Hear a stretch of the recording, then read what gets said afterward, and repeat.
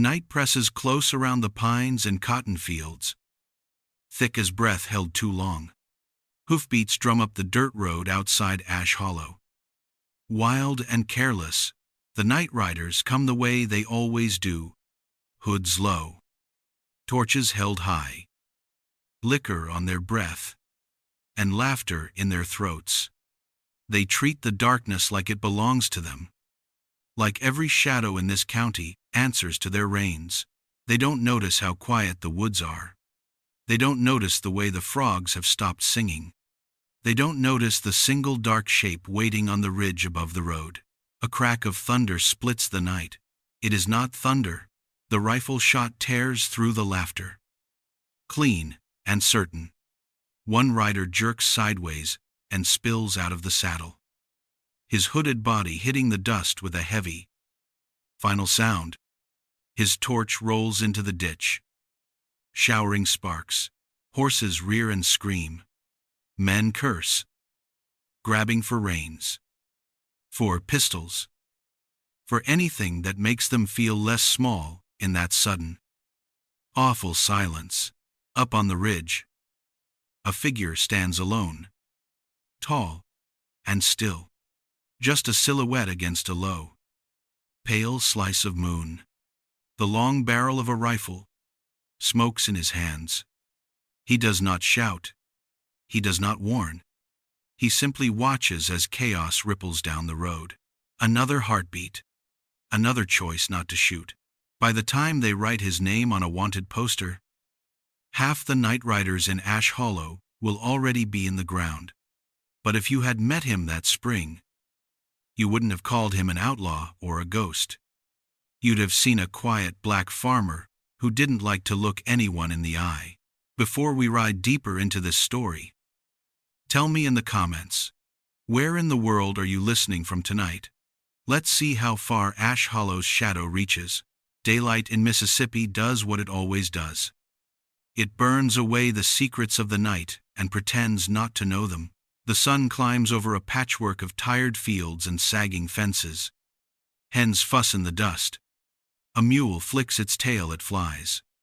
In the middle of it all, a man walks the rows, with a hoe in his hand, and a weight between his shoulders. His name is Isaiah Cole, late 30s, broad-shouldered, lean, sun-darkened. His shirt is patched. His boots are worn, and his eyes look like they've seen too much sky over too many battlefields. To the white merchants in town, he's that quiet one, out by the creek. To most of the black families, he's the man who keeps to himself, works hard, answers polite, and disappears when the talk turns to the war. He walks his land like a man who still can't quite believe it is real. After years of marching on someone else's orders, this little rectangle of earth, these corn rows, this crooked fence, that stubborn mule are the only things that belong to him. Under the floorboards of his cabin, wrapped in oilcloth, lies the part of him he's trying to bury: a long Union rifle, a worn cartridge belt, a tarnished medal that used to shine bright on a blue coat. Once, officers trusted his eye more than they trusted maps. Once, his trigger finger changed the shape of battles from half a mile away. Now, he keeps his hands busy with seed and soil, not steel and powder. He avoids trouble the way a man avoids a fire after it's taken his house. When he rides his mule into Ash Hollow to buy salt or nails, some of the white men outside the feed store spit too close to his boots, just to see what he'll do. Isaiah's jaw hardens, but he steps aside. Not because he is afraid to stand his ground. He's done more than enough, standing his ground for one lifetime, but because he knows how quickly a look, a word, a wrong breath can turn into a rope. He tells himself the war is over. He tells himself his job now is to live, not to fight. On the far side of town, there is a small church made of rough boards and stubborn hope. The paint peels, The roof sags. But inside, rows of children sit on benches, too big for their legs. Fists wrapped around pencils. Eyes bright with a hunger no field can fill. Martha Green runs that school. She's in her mid-30s. Tall and straight-backed. With ink on her fingers and scripture verses tucked in the pages of worn spelling books. The war took her brothers, but not her mind, and certainly not her will. She teaches letters and history, and the idea dangerous as dynamite, that a black child's future can stretch farther than the county line. Her daughter Lila is 10, quick as a breeze, braids flying as she races the boys, and always wins. She looks at the world the way only a child, born after the chains were cut, can look at it with questions instead of fear. Isaiah does not sit in the school. He hammers nails into its roof. Some afternoons, when the light turns golden and the air cools just a little, Martha's voice drifts out the open door, reading from a book, as the children repeat. Out on the roof, Isaiah works in silence, patching leaks, replacing a rotten board, setting a pane of glass into the broken window Lila cracked with a misjudged stone. When the wagon in the road below hits a deep rut and the wheel slams hard, the sound echoes sharp and sudden. For a fraction of a second, Isaiah is not on a church roof. He is on a ridge in Virginia. And artillery screams overhead. And men are shouting his name, because someone has to take out the gun on the hill or they will all die. His hand jerks. The hammer slips. Nails scatter. He closes his eyes. Breathes once. Twice. Forcing the field back into focus. Martha sees the flinch through the open doorway. She doesn't say a word about it. She just brings him a cup of water when the children file out, and thanks him for fixing the window. Isaiah nods, eyes lowered, fingers still trembling the slightest bit around the tin cup. The war might be over on paper, but in men like Isaiah Cole, in towns like Ash Hollow, in the crooked little church where children learn to read under a sagging roof, the echoes haven't stopped yet. In every town like Ash Hollow, there are men who believe the law belongs to them the way they believe the land does. Judge Clayton Harlow is one of those men. By day, he sits in a high-backed chair in the courthouse, silver watch on his vest, glasses low on his nose. He smiles the way a snake might if it ever bothered to learn how. He speaks softly, with the polished manners of a man who's never been told no in his life. People in town say he's generous. They say he gives credit at his store when times are lean. They say he's kept Ash Hollow orderly since before the war. What they don't say out loud is that most of the fields around this county used to belong to him, one way or another. They don't say that when a black family manages to buy a few acres on the edge of his old plantation, he watches like someone just stole a piece of his reflection. On a warm afternoon, Judge Harlow stands on the veranda of his big white house, looking out over fields that aren't quite as full of his crops as they used to be. Down by the creek, you can see tiny plots, patches of corn, a few hogs rooting under rough fences. Freed families' land. Land he can't own, without looking like the old days never ended. Sheriff Tom Baines stands beside him, hat in hand. Baines is in his 40s, face worn by sun and compromises. His badge shines, but his eyes don't. He's the kind of man who's learned to survive by not looking too closely at what survival costs.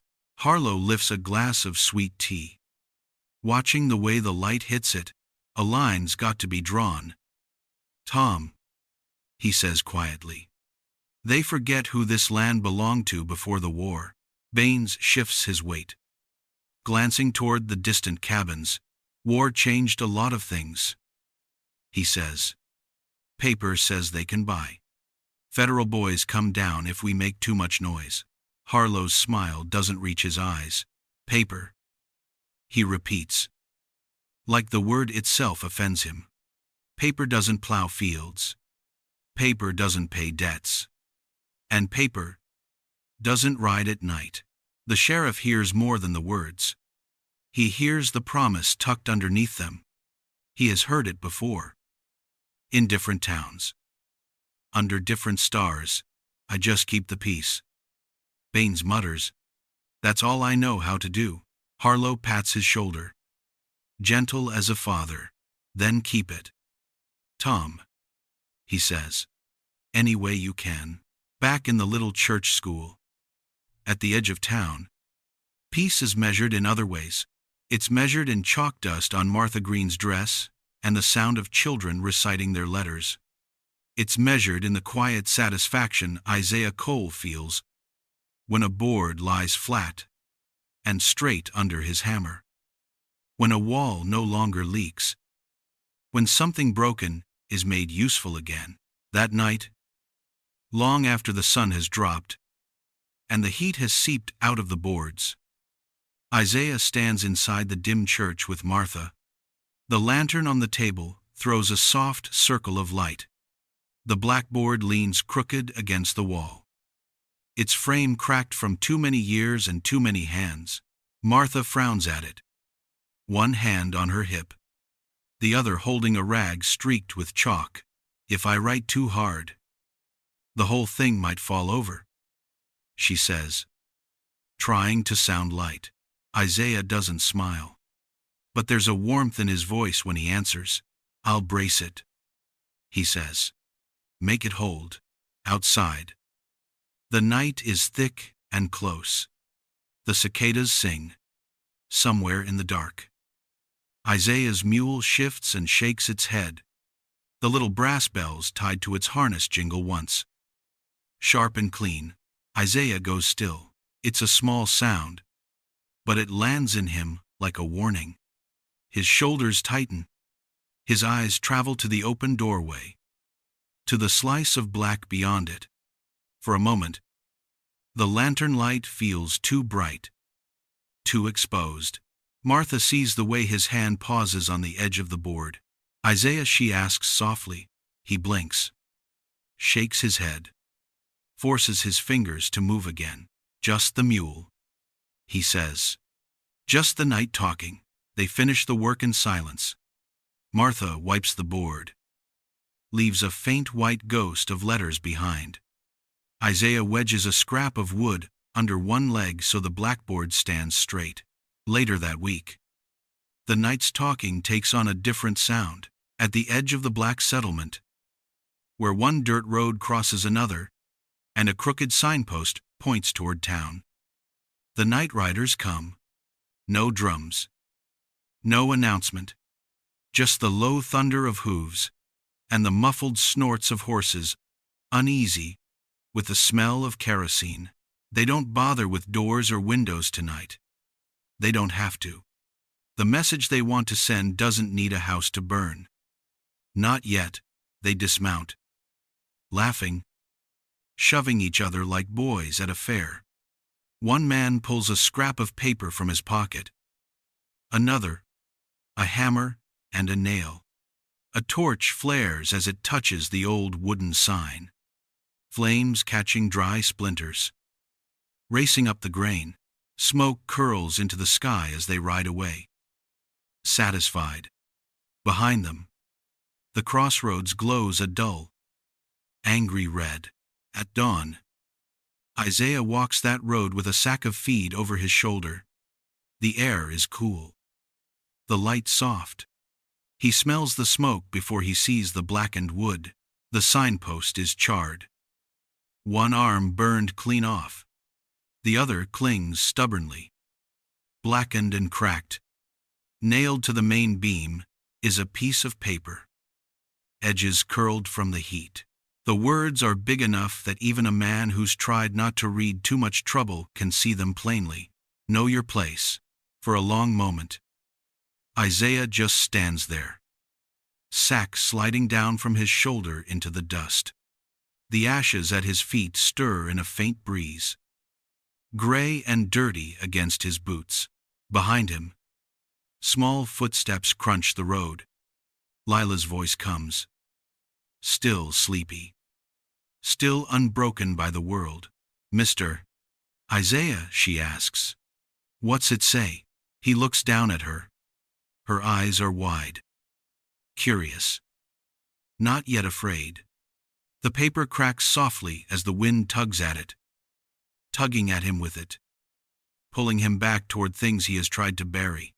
"It means some men lost a war," he says quietly, "and can't stand the truth of it." He reaches up, tears the note off the post, crumples it in his fist. Lila watches the way his fingers close around it, knuckles whitening. That evening, when the sky bleeds orange into purple, and the frogs start up along the creek, Isaiah walks to a patch of earth behind his cabin. The soil there is different, looser, softer, turned once before.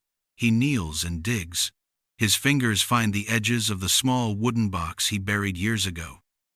On a night when he swore he was done with killing, done with anything that smelled of powder and blood, he lifts it out, brushes dirt from the lid, and opens it. Inside lies a tarnished army medal, a worn cartridge belt, and a long-range rifle broken down into careful pieces. The metal is cold under his hand, but something in him burns hotter with every second he stares at it. For a moment, he lets himself remember who he was with that rifle in his hands, the distances he could reach, the men who never saw him coming, the way officers marked their maps around his eye. Then he closes the lid. Not yet. He lowers the box back into the ground, covers it with earth, and pats the dirt flat with both palms, like he's trying to press his old life deeper into the dark. Above him, the sky keeps changing colors. Out on the road, the crossroads sign still leans, black and broken. A question mark burned into the heart of Ash Hollow. And somewhere, in houses owned by men who think paper and night rides can turn back time, the word has already spread. The colored folk are getting ideas. Their schools are still standing, and someone out there knows how to shoot. Judge Clayton Harlow does not ride with a hood over his head. He doesn't need to. His mask is the law. In the courthouse at the center of Ash Hollow, the windows are tall, and the walls smell faintly of sweat. Men take off their hats when they walk in. They lower their voices. They look up at the bench where Harlow sits in his dark coat, gavel at hand. And they see authority carved into wood. He sees ownership. Stacked on his desk are ledgers and tax rolls, deeds and claims, all the little pieces of paper that decide who gets to stand where and call it theirs. He flips through them with a bored kind of grace, humming under his breath, as if this is all just tedious housekeeping. Curious thing. "Tom," he says one morning, tapping a column of names. "These Negro families seem to have forgotten they owe this county a great deal." Sheriff Baines stands nearby, hat in his hands again, eyes moving over the figures. Some of the numbers don't make sense. A man who just bought his plot suddenly owes 3 years of back improvements. Another has a hog listed twice. A widow is being charged for a mule she never owned. Looks like mistakes. Baines murmurs. Harlow's smile slides thin. "Then fix the mistake," he replies. "Raise the amounts. Add a late fee. They're using our courts, our roads. That costs money."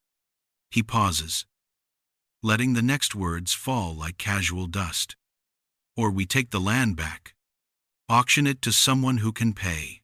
Baines shifts, something sour rising in his chest. "Lot of them can't read these numbers.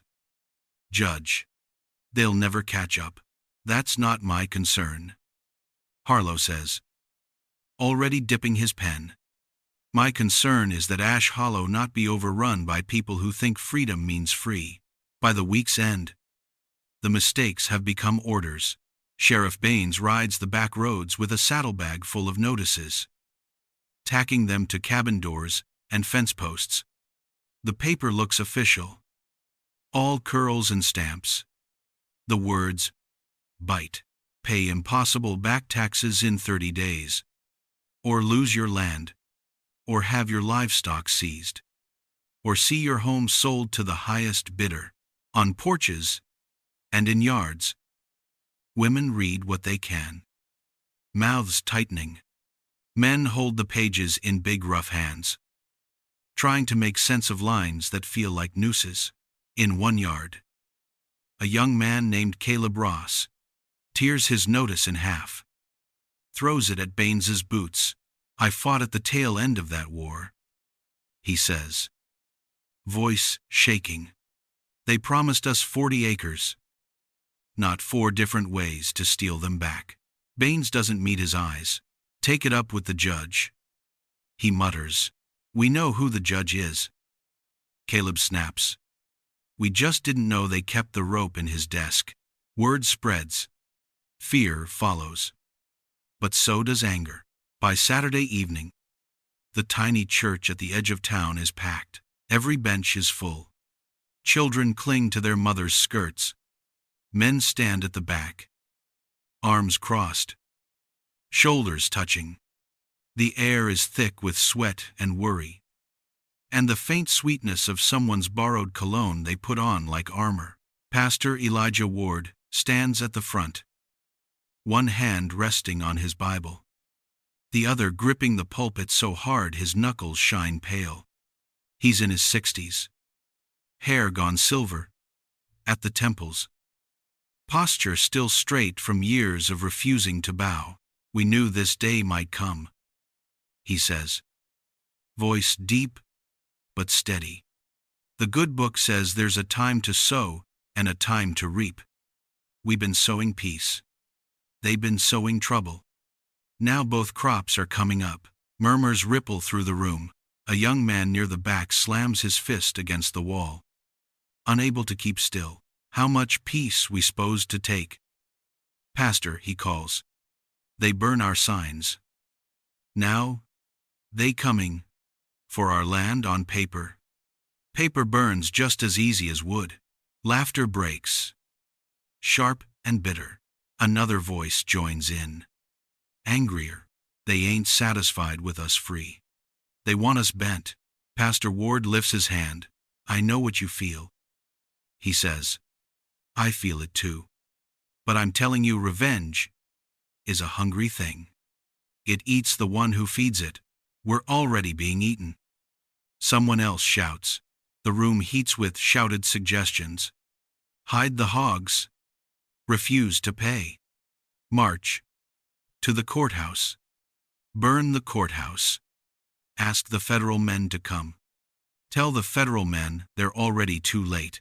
In the middle of the storm, Isaiah Cole leans against the wall near the side door, arms folded, eyes on the floor. He hasn't said a word. Martha stands a few feet away, Lila sleepy against her side, watching him as much as she listens to the debate. Pastor Ward finally turns toward Isaiah. Brother Cole, he says, you've been quiet. The room softens. Just a little. Men step aside so they can see him. Isaiah looks up.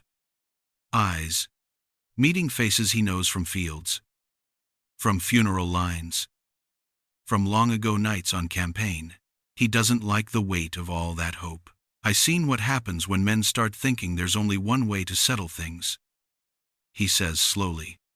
I seen what happens when every problem got the same answer at the end of a barrel. Someone snorts. You saying we just sit while they take what little we got left?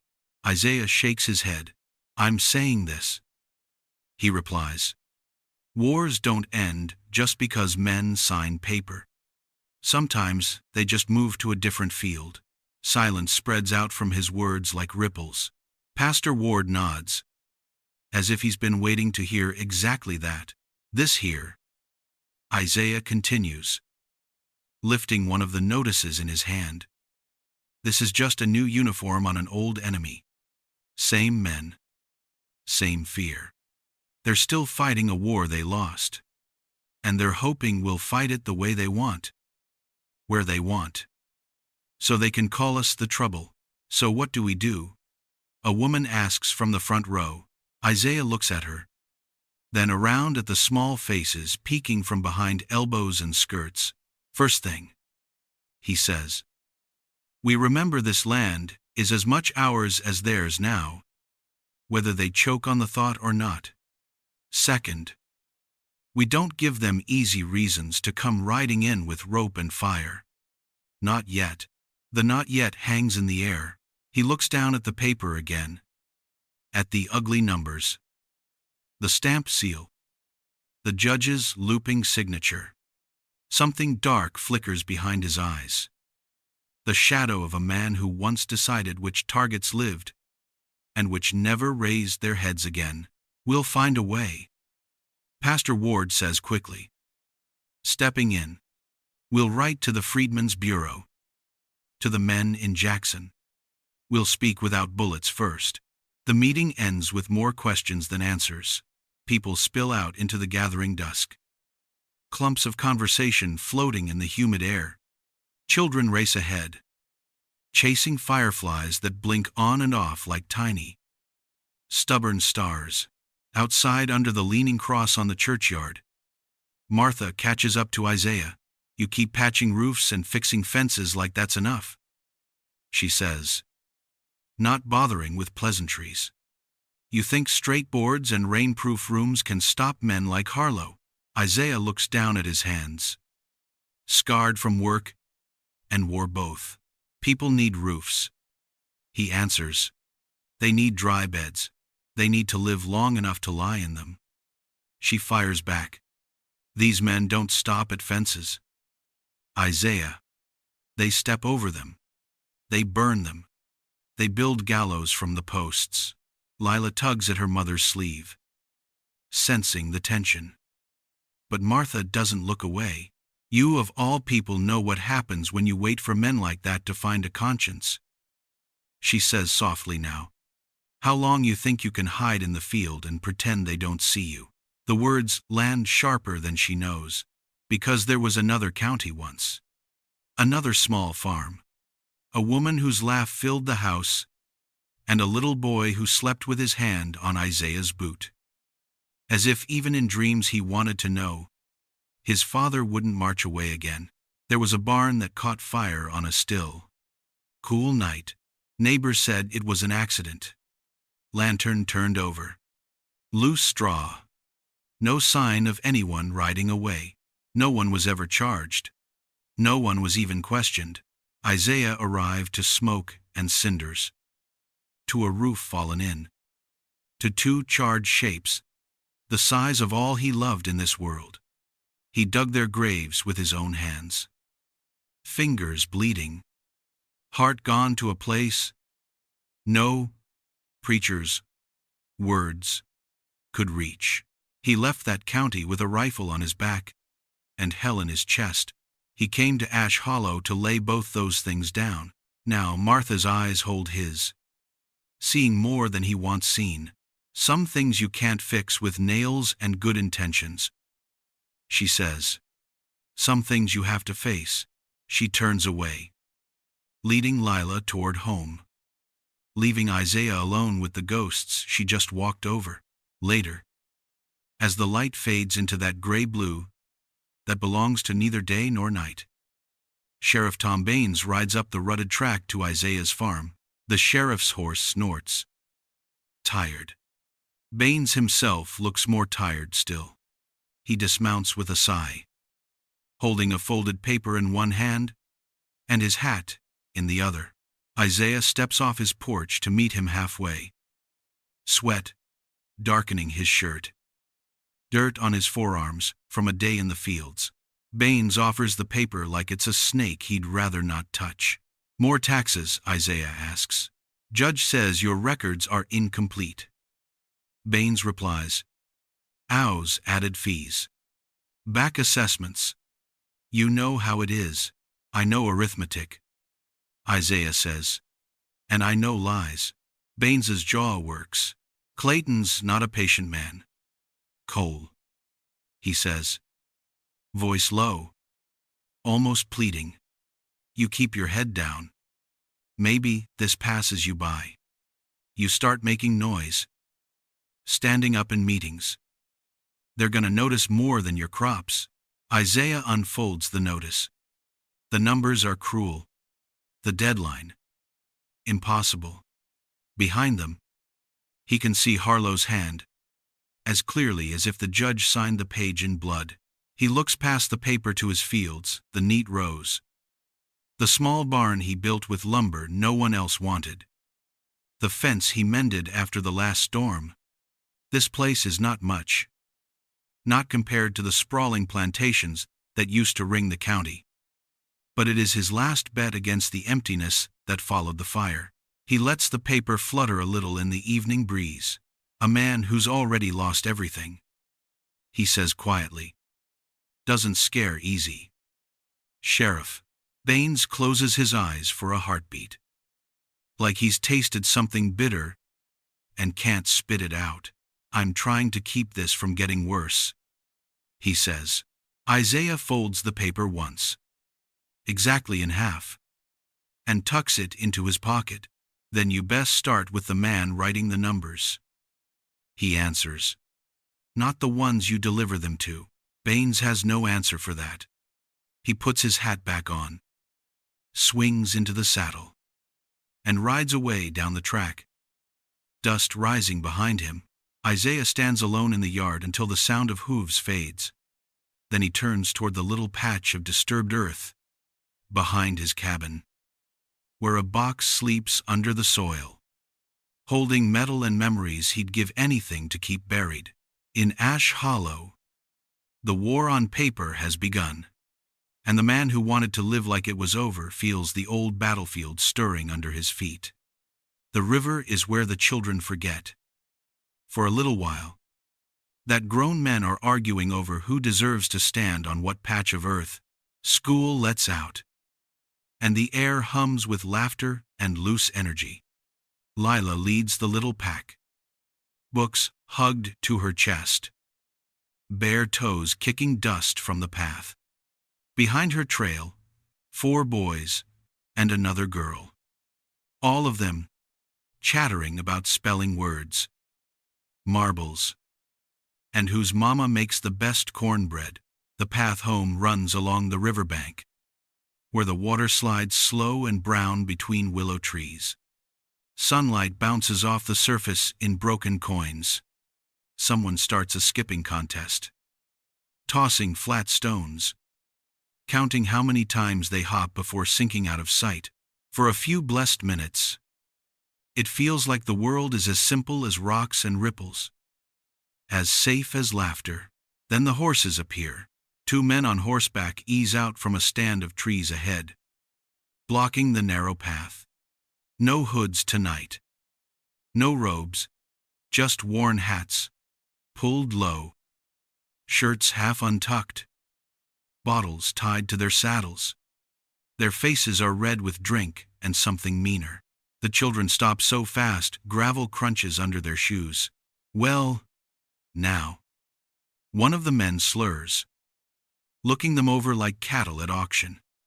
Little scholars, out past their bedtime.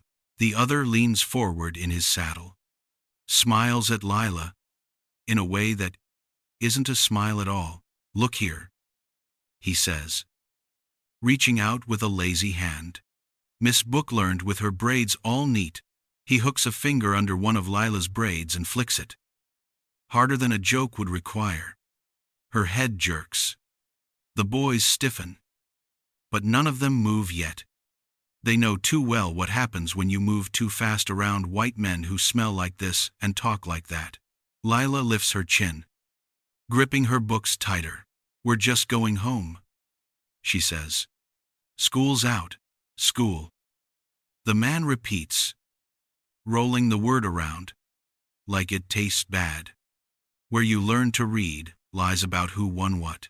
His friend chuckles, eyes sliding down to the stack of books Lila and the others cling to. Maybe we ought to help them learn something useful, he says, like how fast paper sinks. He leans from the saddle, snatches one boy's primer from his hands, holds it out over the water. The boy makes a sound like someone stepped on his chest. Please, sir, he whispers. That's mine. The man laughs. A rough, ugly sound. You got nothing that's yours, he says. He doesn't throw the book. Not yet. Cruelty likes to take its time. He drops the book back against the boy's chest, then grabs the boy instead, fist closing on collar, yanking him off his feet with a jerk that knocks the breath right out of him. In one smooth, casual motion, he dangles the child over the edge of the riverbank, boots kicking at empty air. The water below looks darker suddenly, deeper now. The man drawls, I wonder if you little fish can swim. The boy's fingers claw at the man's wrist, nails scraping skin. He can't find anything solid to grab, just air and fear. Lila steps forward without thinking, eyes wide. Stop, she cries. You'll hurt him. The second rider nudges his horse closer, circling around the cluster of children. Maybe they need a little scare, he says. Teach 'em respect. Teach 'em not to go strutting down roads like they own anything but the chains we let 'em walk without. He reaches down and knocks the edge of Lila's books with his knuckles, sending them spilling into the dust. Pages fan open, clean and hopeful. You know what we used to do when a Negro forgot his place? He asks her. Lila swallows hard, but she doesn't look away. On the far side of the river, hidden by trees and distance, Isaiah Cole stands with his old army rifle balanced against his shoulder. He didn't come here for a fight. He came because something in him has been restless since the notices went up and the sign burned. Because the road from the school to the settlement feels too exposed. Because the bells on his mule's harness that night have been ringing in his memory ever since. He saw the two riders drift off the main road. Saw the way they swayed in the saddle. The way their shoulders rolled with a certain loose arrogance that never leads anywhere good. So he followed at a distance, keeping to the trees, the rifle wrapped in a grain sack that wouldn't fool anyone who looked close, but enough to make him feel like he hadn't fully stepped backward into his old life. Now he watches the scene unfold across the water. Children on the bank, men on horseback, a boy hanging over the edge like a scrap of nothing. Isaiah feels his heart knock once, hard, against his ribs.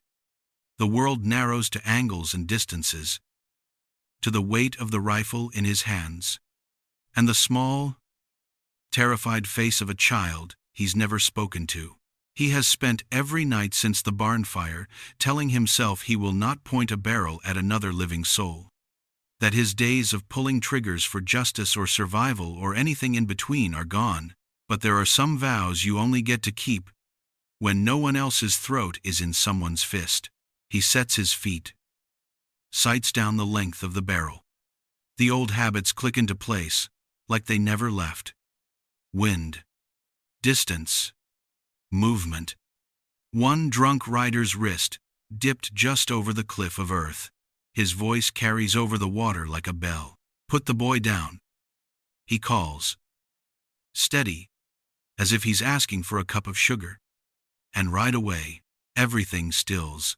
The riders jerk, startled. The one holding the boy glances up and squints across the river, trying to find the source of that calm command. The boy takes a strangled breath. The second man shades his eyes with his hand. That you? Farmer, he yells back. You gonna plant us some corn from over there? They laugh, brittle and harsh. You ain't in uniform now. The man with the boy jeers. Ain't no officer standing behind you. This here's Ash Hollow, not some Yankee hill. You put that gun down and mind your problem. He doesn't get to finish. Isaiah squeezes the trigger. And the rifle answers like an old friend. The shot cracks across the river, echoing off the trees. It hits the branch above the rider's hand, splintering wood into a storm of sharp fragments. The force jerks his arm reflexively back. His grip on the boy's collar loosens just enough. The boy drops, but not into the water. He falls backward onto the bank, landing hard on his side. Gasping, alive, the rider curses, clutching his stinging hand, staring at the thin line of blood where a splinter grazed him. He looks from the wound to the shattered branch, then across the river with new eyes. That was no wild shot. That was your warning, Isaiah says. Voice still level, barrel still steady. Next one comes lower. The second rider's bravado crumples first. He licks his lips, glances at the kids, at his companion, at the impenetrable dark of the tree line. On the opposite bank. Come on, he mutters. Ain't worth it. Ain't worth getting picked off by some ghost with a soldier's aim. Just a farmer. The first man spits, but the word rings hollow now. The children huddle together, watching, hardly daring to breathe. Lila's heart bangs in her ears. She has seen Isaiah with a hammer, with a hoe, with a sack of seed. She has never seen him like this, still and carved. Part of the land, and something separate from it, all at once. The riders curse a few more empty curses, then yank their horses' heads around. They ride off fast, not quite fleeing, but far from swaggering. Dust rises behind them like the tail of something beaten. For a moment, the only sound is the rush of the river and the ragged gulping of the boy catching his breath. Then Isaiah steps out from the brush, into full view. The children can see him clearly now on the opposite bank. Rifle in the crook of his arm. The sun catches the metal, the dark of his coat, the set of his jaw. He looks older and younger at the same time, as if the war just peeled back the years and laid its fingerprints on his face again. You all right, he calls. The boy nods, still shaking. Yes, sir. Lila answers for him, voice trembling but proud. We're all right. Their eyes meet across the water, for the first time since she's known him. Lila doesn't just see a quiet man who fixes windows and mends roofs.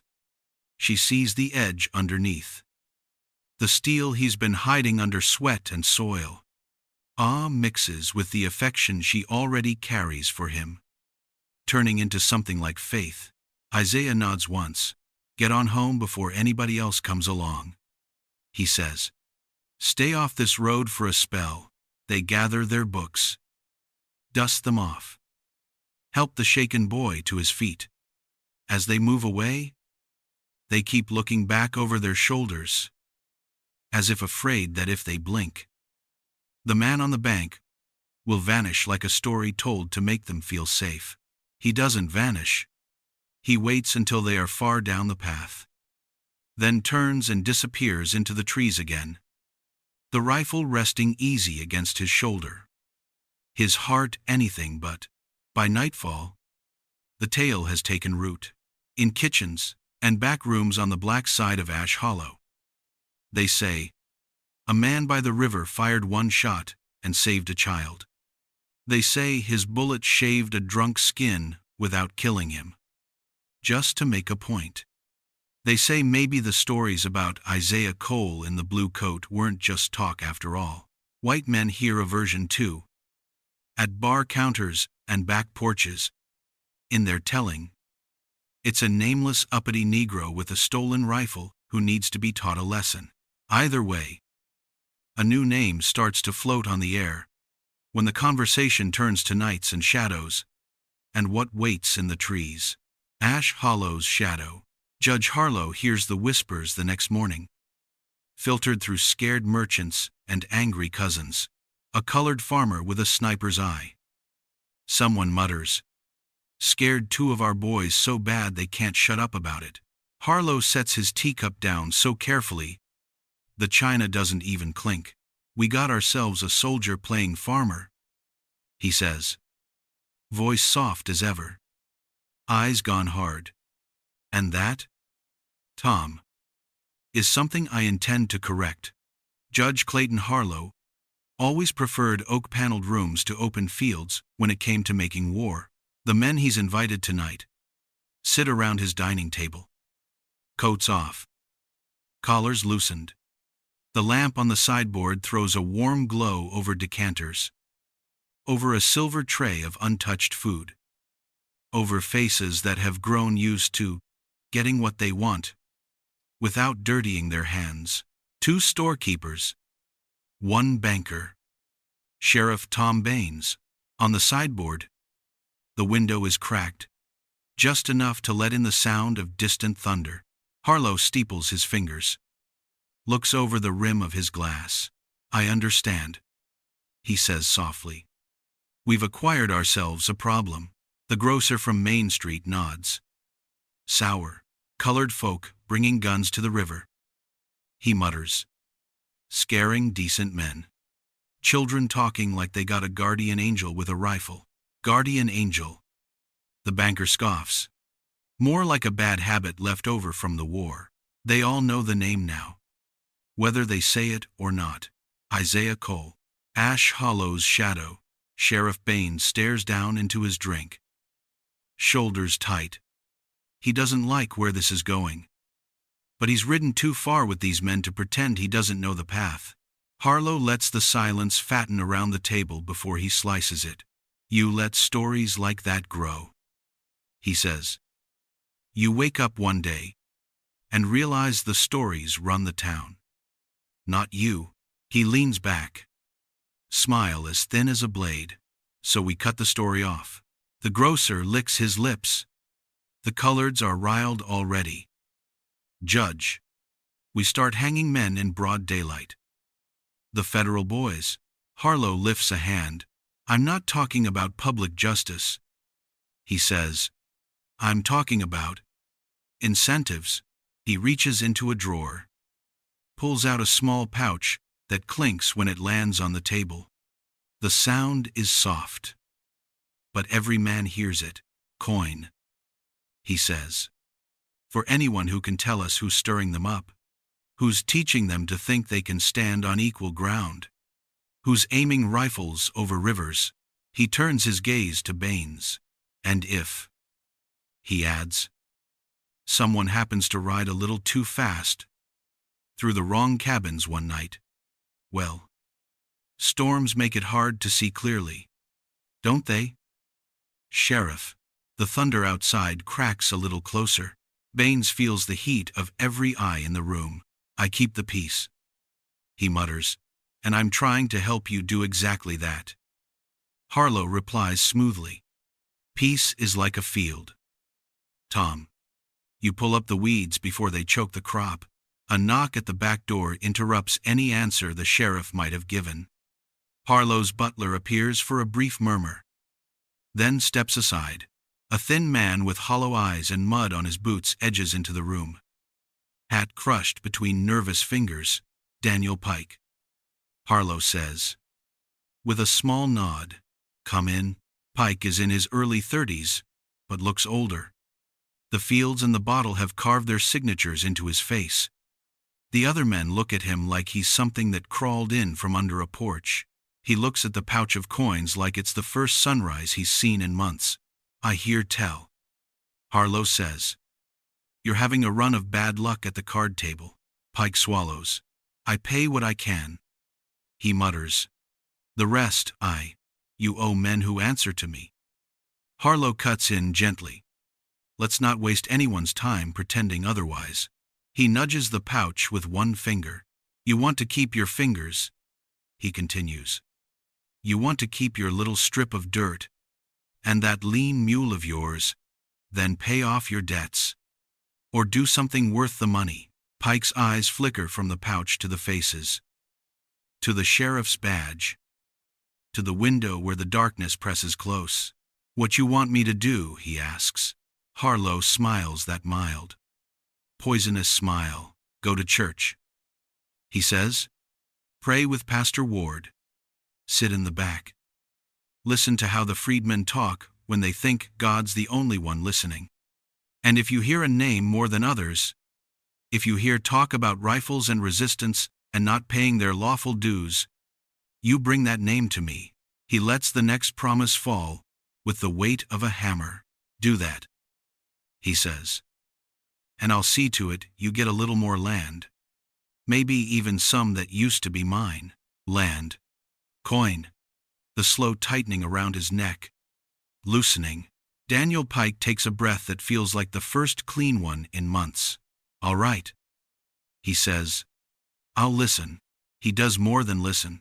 The next Sunday, he sits near the back of the tiny church, hat in his lap, eyes lowered just enough to look humble, and not enough to miss anything. Pastor Elijah Ward preaches about the Israelites and Pharaoh, about chains and seas parting under the hand of a higher justice. The congregation hums agreement. Anger and faith braided together. Pike nods when he's supposed to. Sings the chorus of the hymns with a cracked voice. When the service ends, he lingers, offers to help stack benches, carries water buckets, stays close enough to hear every scrap of conversation. Isaiah doesn't talk much inside the church. He stands near the door, letting others vent their fears and fury. But outside, under the leaning pine that serves as a meeting place and shade, Martha's patience runs out. You can't shoot at men and expect them to just go home, she says, her voice low but fierce, hands on her hips. They'll come back. And this time, they won't wear masks. Pike, pretending to adjust the cinch on his borrowed mule, hears every word. You want me to leave children hanging over rivers, Isaiah answers. Tone clipped. Wait till someone decides drowning's a good lesson. I want you to understand what line you crossed. Martha snaps. You showed them you're not afraid. Men like Harlow don't let that stand. You think last week was bad. You wait. They're going to come for you, Isaiah. And they're not coming alone. She walks away before he can answer. Skirts swirling. Lila, hurrying to keep up. Pike takes those words and carries them back to the men who paid for them. By the time the week has turned, the plan is set. The storm rolls in on a night that already feels wrong. Clouds pile up on the horizon like a dark army. The air tastes metallic, heavy, the way it does before lightning tears the sky. Crickets still sing, but slower, as if even they are waiting for something. Daniel Pike meets the night riders at the edge of the woods, away from prying eyes. No hoods, yet just hard faces in the half-light. Horses shifting under restless legs. He kneels in the dirt with a stick, scratching rough lines. Here's Cole's place, he says. Cabin. Barn. Little patch of beans. Fence runs along here. He's got a clear line of sight down this track. So you don't come straight on unless you want to find out how good he is. The leader grunts, spits, and the school. Pike draws another shape. A rectangle with a crooked line for the road, and a little cross, where the church steeple pierces the sky on Sundays. Back door here, he says. Most nights, they're gone by dusk. But sometimes the teacher and her little girl stay late, putting books away. The man's grin in the dark is all teeth. Then we'll give him a light to see by, he says. They split like water around a stone. One group of riders heads toward the church school. Torches wrapped in cloth, to hide the glow until they're needed. The other swings wide toward Isaiah's farm, keeping to the tree line when they can. The first drops of rain begin to fall, fat and slow. In the church, Martha and Lila linger. Books lie open on the front bench. Martha is sorting, setting aside the ones with missing pages, tracing tape over torn spines. Lila is humming, stacking slates, sweeping chalk dust into a neat little pile with a broken fan. Can we go home now? Mama Lila asks. It's getting dark. Almost, Martha says. The children can't learn from books that are falling apart. She doesn't say what's chewing at her gut. That paper isn't what she's afraid of falling apart tonight. Out at his farm, Isaiah sits at his rough-hewn table, lantern low. The rifle lies across the wood, cleaned and oiled, not yet loaded.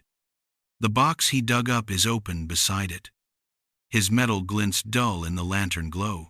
Thunder rumbles, distant, but coming closer. The sound crawls under his skin. Waking memories he's tried to keep asleep. Cannon blasts, men screaming, officers shouting his name from a trench. Desperate for an eye and a steady hand, he closes his eyes, presses his fingers to his temples. You came here to put this down. He reminds himself. To live quiet, to plant, not to shoot.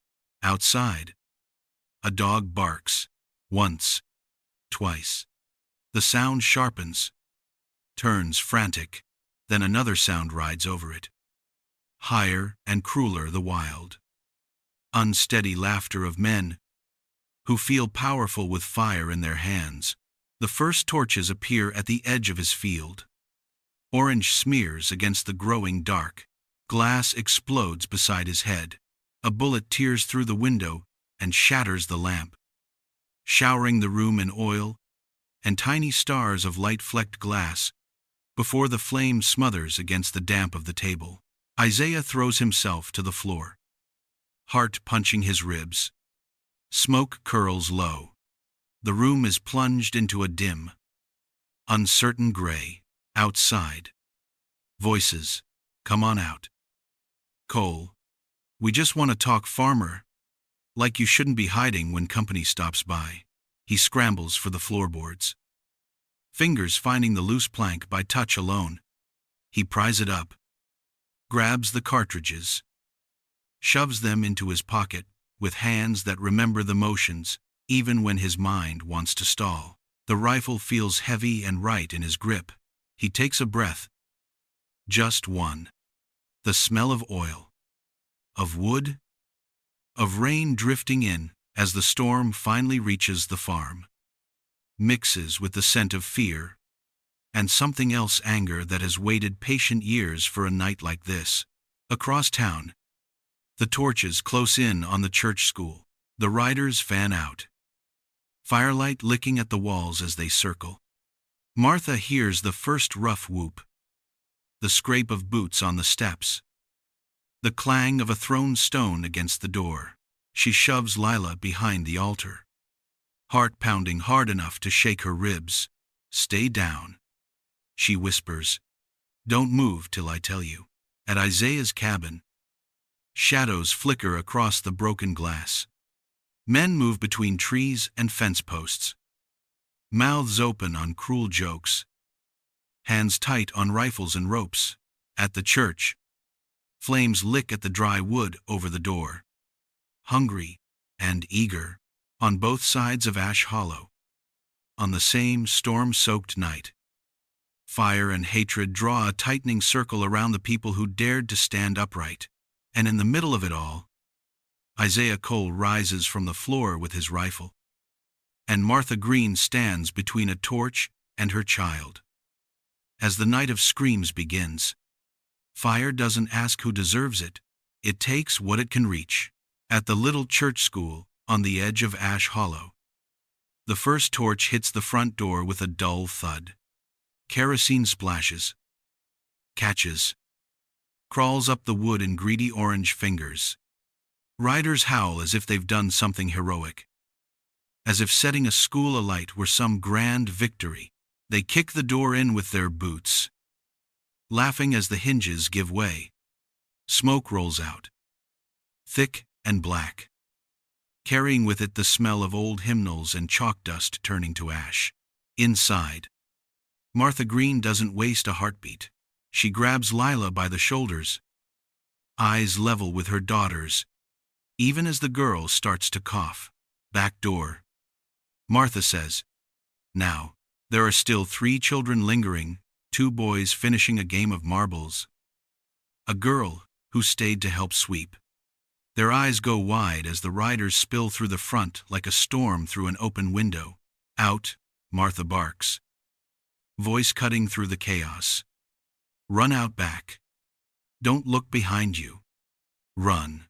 She shoves the rear door open, smoke following them like a hand clutching at their coats. They spill into the night, stumbling over roots and uneven ground as the fire finds the dry rafters overhead. A crack sounds from above, wood complaining, nails splitting. Lila's foot catches on a buried rock. She goes down hard, palms in the dirt, breath knocked out of her. As she tries to push up, a burning beam, loosened by the rider's kicks and the heat, swings down in a slow, deadly arc from the roof's edge. Martha doesn't think. She moves. She dives, fingers closing around the collar of Lila's dress, yanking her daughter backward just as the beam crashes where Lila's head was a heartbeat before. Sparks explode around them. Smoke claws at Martha's throat, searing her lungs. Lila coughs, eyes streaming. "I'm okay." She chokes, clutching her mother's arm. Martha can't answer. Her voice is gone, burned out by the same flames eating the only school her community has. She pulls Lila to her feet and keeps pushing the children forward into the dark, away from the inferno and the men who lit it. Behind them, the riders smash benches and kick over the lectern, howling, their silhouettes wild against the pulsing light. "This is what happens," one yells. "This is what happens when you think paper makes you equal." The roof groans overhead as the church school burns from within. Across the fields, at Isaiah Cole's cabin, the night is lit by a different ring of fire. Torches bob like malevolent stars as riders circle his house and barn. The first shot that shattered the lamp has left the interior in shadows, glass crunching beneath Isaiah's boots as he moves. He keeps the lanterns dark now. He wants the dark. Old instincts have taken over, sliding into place like a familiar coat. He knocks down the second lantern with the butt of his rifle, snuffing its weak glow, then moves to the opposite wall, peering through the broken edges of the window frame. A rider leans too far forward, trying to see into the gloom. Isaiah squeezes the trigger. The rifle bucks, the flash briefly lighting his jaw set like iron. The bullet catches the rider's hat, whipping it off his head and sending it spinning into the dirt. The man yelps and ducks. "Thought you said he was just one man," someone shouts. "He is another," answers. "Then why's it sound like 3? Because Isaiah doesn't fire twice from the same spot. He ducks low, slips across the cabin, and fires again through a knot in the wall on the far side. Then he backs out the rear, using the stacks of split wood and a plow blade propped against a stump as cover. Every shot from a new angle, every muzzle flash, a question mark, making the riders squint and curse and wonder how many barrels are pointed their way. From behind the haystack, he takes the foreleg out from under a rider's horse. A clean shot that drops the animal in a flailing heap without killing the man. The rider goes tumbling, rolling into the mud as his torch skids away, sputtering. Come out. Cole, a voice roars from the front yard, full of forced bravado. We just want to talk. Isaiah answers without shouting. You had years to talk. He sends a bullet into the dirt at the man's feet, showering him with soil. The rider stumbles back, heart suddenly remembering how to be afraid. The flames from the torches lick higher, reflecting in Isaiah's eyes as he moves from shadow to shadow. The air is thick with smoke and the sharp scent of gunpowder. Dogs bark until one yelp cuts off abruptly under a blow. Light the barn, another rider yells. Smoke him out. Isaiah's jaw tightens. Not my barn. He thinks. Not again. He aims. Fires. And the man with the torch drops his flame into a puddle instead of on dried hay. The fire, sputtering out with a hiss.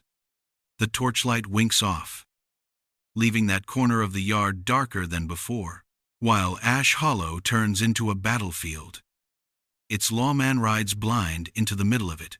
Sheriff Tom Baines heard the first rumors of riders moving as he left the courthouse. He heard the distant crack of a rifle as he unsaddled his horse. He heard thunder. Yes, but he also heard something else in the night's voice. Something that finally makes the years of looking the other way feel like a rope tightening around his own throat. He mounts back up and digs his heels in, following the glow. The first thing he sees as he crests the low hill above the black settlement is the church. It stands like a torch stuck in the earth, flames punching through the roof, smoke pouring into the sky. Tiny figures move at its base, children, a woman tugging them away, silhouettes against destruction. For a moment, Baines just sits there, the horse shifting uneasily beneath him. The badge on his chest feels heavier than it ever has. Then movement at the edge of his sight draws his gaze. A man slips from the trees, head down, coat pulled tight, as if against rain that hasn't started yet. Daniel Pike. Baines narrows his eyes, spurs his horse, and cuts Pike off before he can vanish into the dark. Going somewhere in a hurry? Daniel, the sheriff asks, reaching down to grab a handful of Pike's collar and hauling him up short. Pike flinches, like he's been hit. Just heading home. Sheriff, he stammers. Storm coming. Got to. The sheriff jerks him closer, nose almost touching. What did you do? Baines growls. What did you tell them? Fear cracks Pike open. It doesn't take much.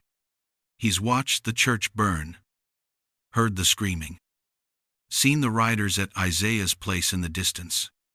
The pound of hooves, the crack of shots, the roar of fire. All of it pounds in his ears with his own guilt. It was Harlow, he blurts. He said he'd clear my debts, give me land, told me to listen in church, told me to tell him where the cabins sit, where Cole's cabin is, where the school is. I just drew some lines. I didn't. Baines feels something in his chest tear. All the warnings, all the half-spoken threats over the years, all the times he'd told himself he'd step in before it got this bad. And now here they are. Church on fire. Guns in the night.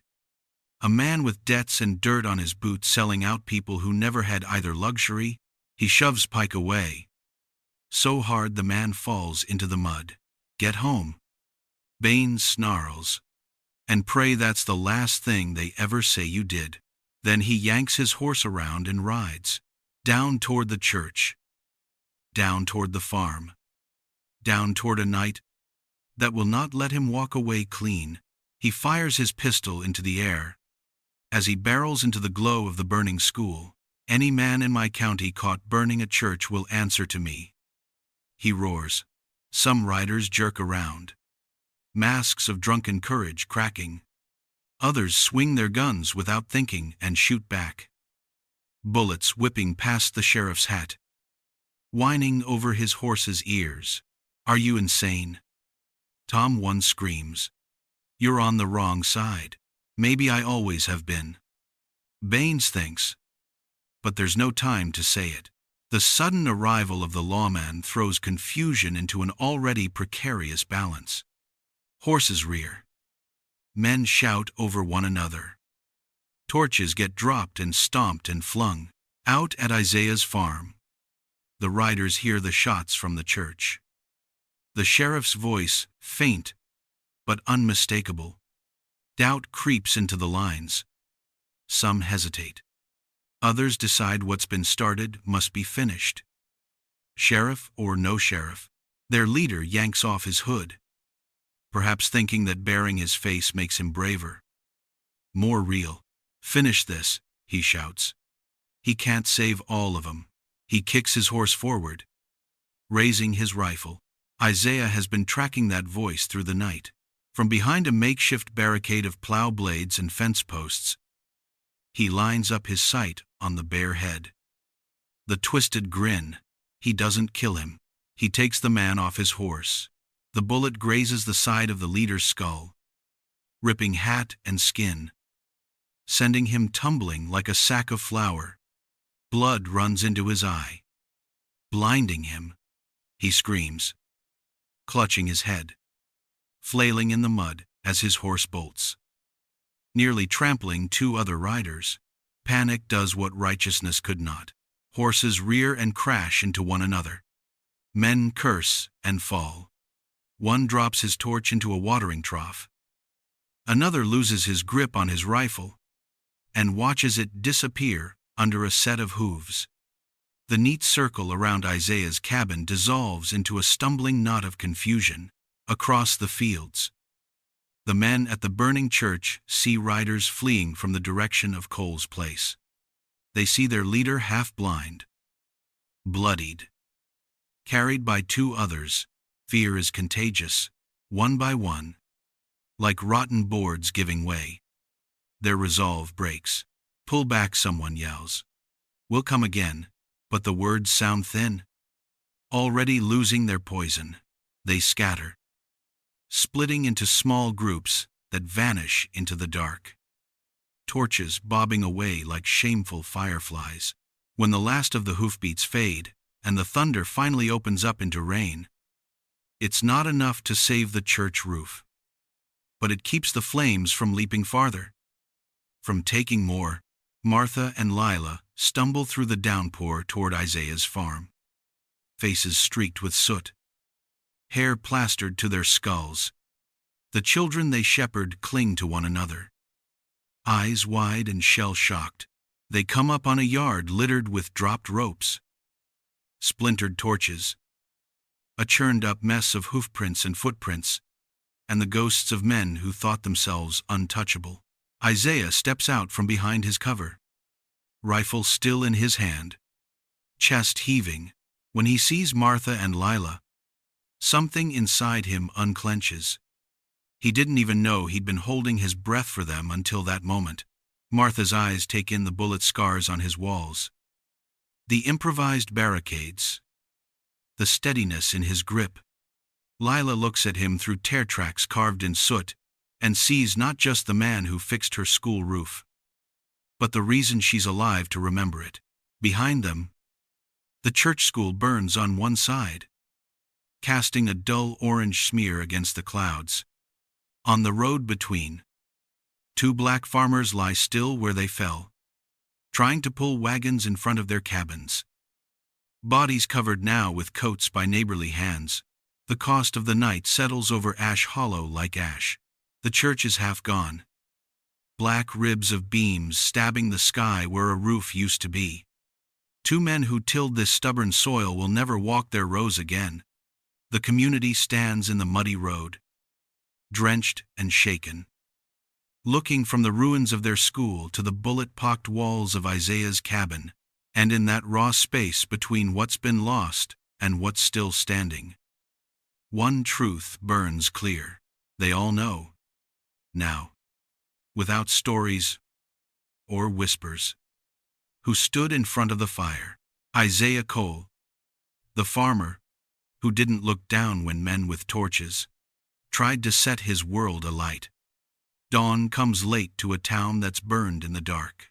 The storm has passed, but Ash Hollow wakes under a gray, heavy sky, as if the clouds themselves are ashamed of what they watched and did nothing to stop.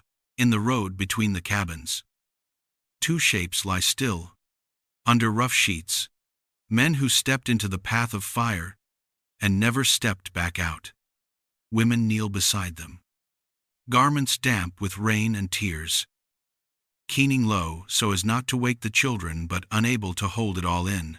Pastor Elijah Ward stands near the church, or what's left of it. The front half is charred, beams jutting like broken ribs against the morning. He has his Bible in his hands, but they tremble so hard the pages flutter. He presses his lips together, swallowing words that would scorch the air more than the fire did. Isaiah Cole stands a little apart, boots in the mud, rifle slung at his side.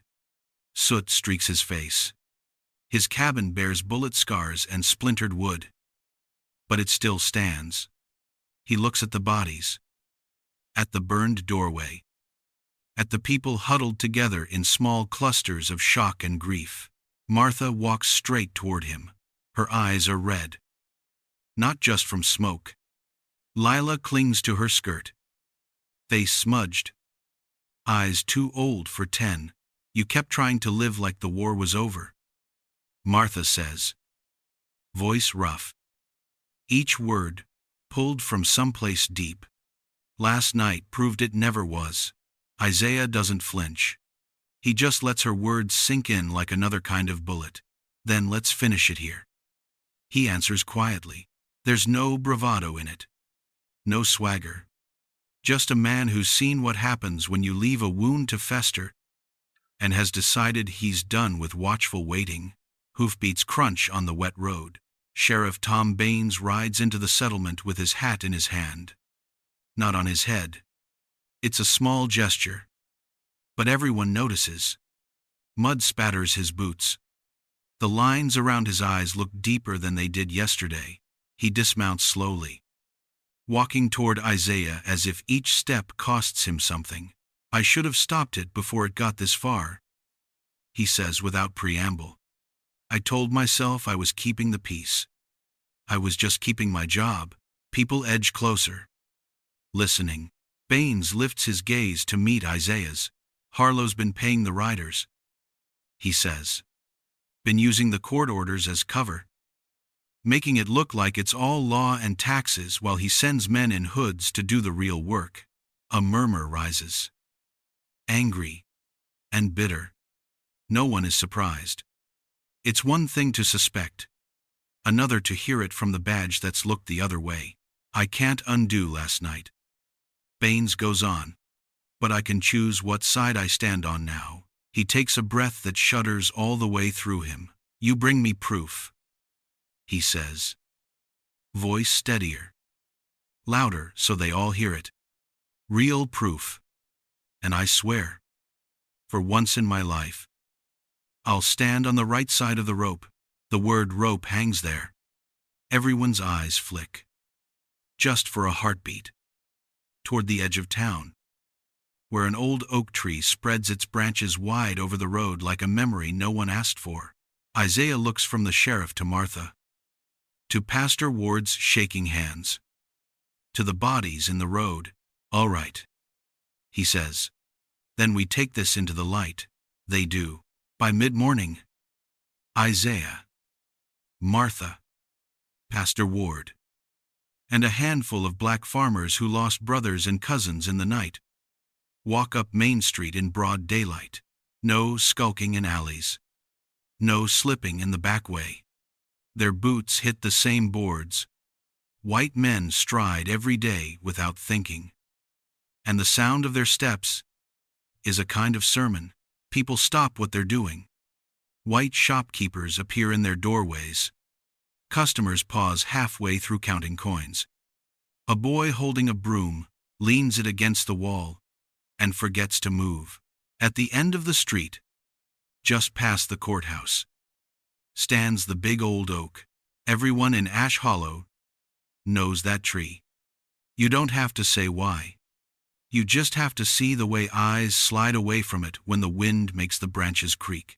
Today, no one looks away. They gather beneath it. Pastor Ward holds his Bible like an anchor. Martha's jaw is set. Isaiah stands in front, rifle resting in the crook of his arm. Not raised, not hidden, present, honest. Harlow arrives with his men. As if this is just another meeting he intends to control. His coat is immaculate, his hair combed. His expression, the cool mask of a man used to having the last word. What's the meaning of this, he demands. Glancing from Isaiah to the pastor, to the growing crowd that presses in from both sides of the road, black and white. Field hands and merchants. Children peeking from behind skirts. We came for the truth. Pastor Ward says. His hands still shake, but his voice doesn't. Harlow laughs without humor. The truth is simple, he says. There was a riot last night. Arson. Shots fired at decent citizens. I intend to see the guilty. Isaiah cuts in. Calm. Funny thing about riots, Judge, he says. They usually don't come with maps drawn in advance. He lifts a folded paper and holds it up. Bain steps forward from the edge of the crowd. Face pale. That there, Isaiah says, is a statement signed by Daniel Pike. Says you offered to clear his debts and give him land if he told you where every black cabin sits. Where the church sits. Where my cabin sits. Says you paid the riders. Says you told the sheriff you were just keeping the peace while you bought men to burn schools. A murmur sweeps through the white side of the crowd now. All those men who thought they were just benefiting from order, not paying for terror, suddenly feeling the heat under their own collars. Isaiah hands the paper to Baines. The sheriff scans it, jaw tightening. Then Isaiah pulls out another set of documents, tax ledgers with numbers scratched out and new ones written in. All in Harlow's hand. He holds them up for all to see. Here's the rest, he says. Extra taxes no one else pays. Fines invented out of thin air. Land taken on paper before anyone ever missed a payment. All signed by the same man who says he's keeping the town orderly. It Br. Harlow's face reddens. This is nonsense, he snaps. You expect any decent person to take a Negro's accusations over a judge? Over the law. Isaiah lifts the rifle now. Not to fire, but to aim a straight line between his shoulder and Harlow's chest. His voice, when he speaks, is soft enough to make the silence around it deafening. You tell them what you did, he says. Or the next thing this trigger pulls is the future you thought you had. The crowd holds its breath. Harlow's eyes flick to the barrel, to Baines, to the oak above him. He isn't a man who's had many guns pointed at him. He's always been the one sending others out to do the dirty work. His composure falters. These people, he stammers, jerking his chin toward the black families.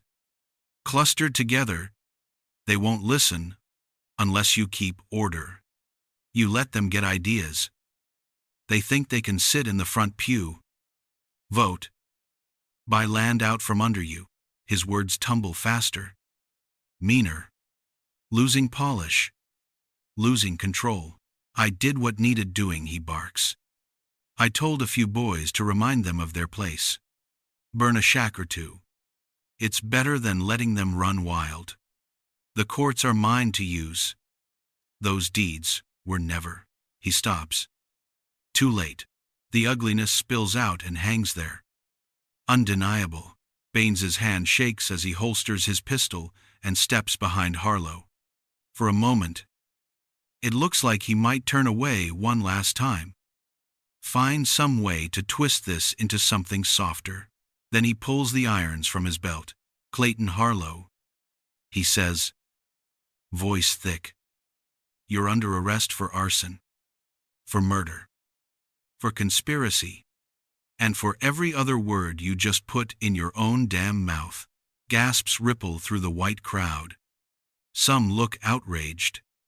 Some look as if a spell has been broken, and they're seeing the judge for the first time. Baines cuffs Harlow's wrists in front of everyone. Right there, under the spreading branches of the hanging tree. No hood. No rope. No night to hide in. Just broad daylight and a community watching. Isaiah lowers the rifle. Pastor Ward steps up beside him and lays a hand on the barrel, pressing it gently downward until it points at the ground. "Justice, Isaiah," he says quietly. "Not revenge. Or this tree owns us forever." Isaiah looks up into the branches, sees the ghosts of all the men who swung there in the dark with no trial, no confession, no chance.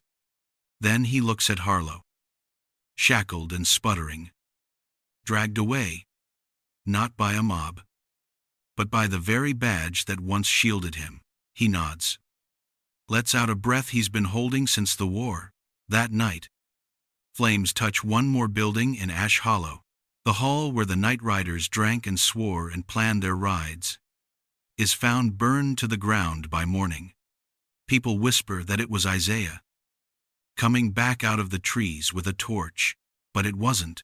It was lit by hands that once wore hoods, boys who rode out for fun and belonging, and came home from last night's chaos, with blood on their boots and screams in their ears. Whatever they thought they were signing up for, it wasn't this. Shame does what sermons couldn't. Hatred loses a few members while it's busy howling.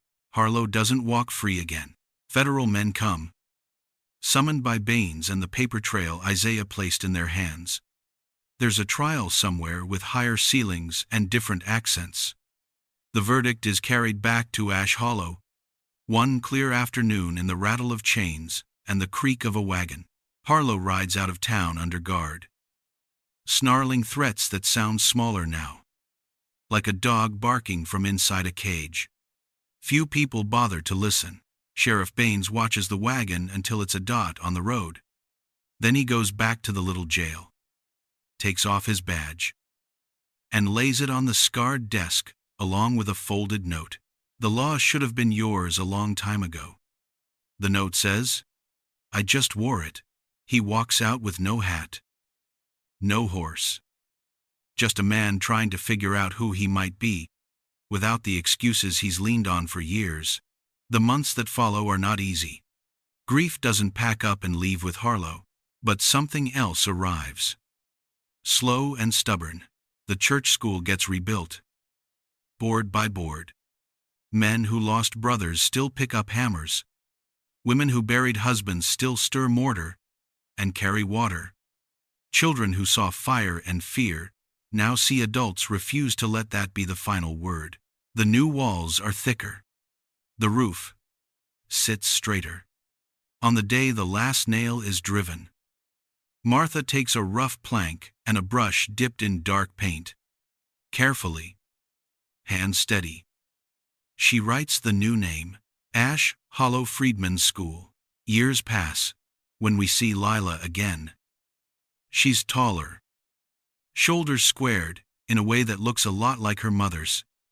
Children crowd around the school benches, and she moves among them with an armful of books. In her hands is a worn Union Army manual, edges frayed, words dense and small, but precious. It used to ride in Isaiah's pack through battlefields. Now it teaches a roomful of children to trace letters that spell out their own future. Isaiah doesn't stay for the dedication, or the singing, or the shared meal that follows. Celebrations never sat right on his skin. Last we see of him, he stands at the edge of town at dusk, where the dirt road narrows and the trees start closing in. Behind him, the rebuilt school's windows glow with lamplight. The hanging tree, stripped of its rope, stands bare against the fading sky. Just a tree again. Maybe for the first time, Martha finds him there, as if she always knew where he'd be. You could stay, she says. Build something that isn't just defense. He looks back at the town, at the smoke curling peacefully from chimneys instead of from burning walls. You're already doing that, he says, a soft smile touching the edges of his mouth.